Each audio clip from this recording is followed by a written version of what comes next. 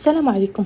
الوصفه ديال اليوم ان شاء الله غادي نحضر معكم ميني كيك بالفينو. كتجي روعه، ما يمكنش ما تجربوهاش، وماشي ضروري ديروها ميني، يمكن ديروها في مول عادي بهذه الطريقه هذه، ما غاديش تبقاو تستغناو عليها. كتجي روعه وكتشهي وكتجي اسفنجيه من الداخل. شوفوا البنات كيفاش كتجي من الوسط، كتجي على شكل بسبوسه وراها روعه. نبداو على بركه الله. المقادير كنحتاجو 2 ديال البيضات، الا عندكم بيضه كبيره كتقدروا ديروا غير بيضه واحده.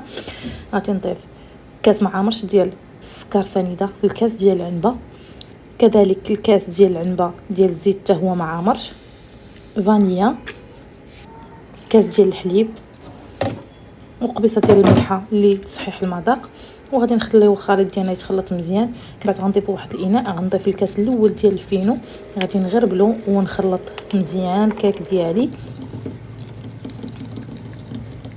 ومن بعد غادي نضيف الكاس الثاني ديال الفينو، غادي نضيف مع خميره ديال الحلويات 10 غرام، وغادي نخلط الخليط ديالي مزيان.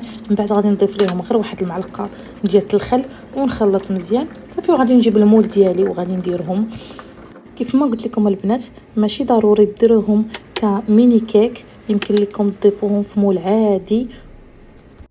بالنسبه للتزيين خديت نص تفاحه قطعتها مربعات صغار، ضفت عليها الزبيب، شويه ديال لاكاجو، معلقه ديال السكر، شويه ديال القرفه، وخلطت الخليط ديالي مزيان. هنا بالنسبه للتزيين ديروا اللي بغيتو، ماشي ضروري ديروا مكسرات اولا اي حاجه كتبغيوها ديروها. وغادي نزوق الكيك ديالي من الفوق على هذا الشكل هذا، نحاول نقادو مزيان وندخلو الفران.